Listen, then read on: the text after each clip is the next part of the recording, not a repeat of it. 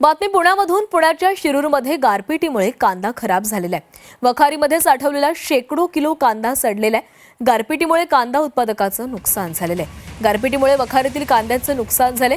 बाजारभाव मिळत नसल्यानं शेतकऱ्यांनी मोठ्या मेहनतीनं पिकवलेला कांदा वखारीमध्ये साठवून ठेवला होता. मात्र आता हा साठवलेला कांदा सडून मोठ्या प्रमाणामध्ये खराब झाल्यानं शेतकरी आर्थिक संकटात सापडला आहे. या नुकसानग्रस्त कांदा चाळीजवळून आढावा घेतलेला आहे आमचे प्रतिनिधी हेमंत सापुडे यांनी.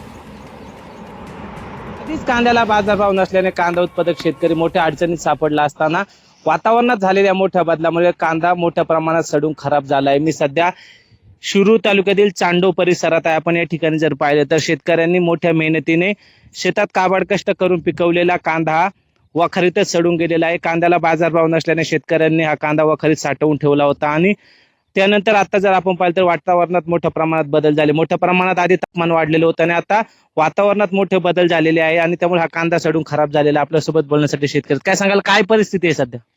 काय झालं, कांदा काढणीच्या वेळेस आहे ना गारपीट झाली. गारपिटीमुळे ना कांदा भिजला होता थोडासा.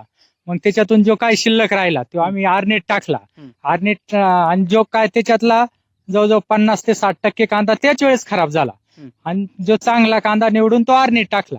आरनेट टाकलेल्या पण कांद्याची अशी अवस्था झाली, हा पण कांदा पूर्ण सडून पूर्णपणे खराब झाला.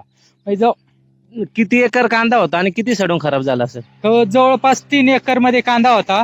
ते जवळजवळ 200 ते 250 पिशवी कांदा सडून खराब झालेला आहे. एक 50 ते 60 पिशवी फक्त भरून आम्ही मार्केटला पाठवलेली आहे.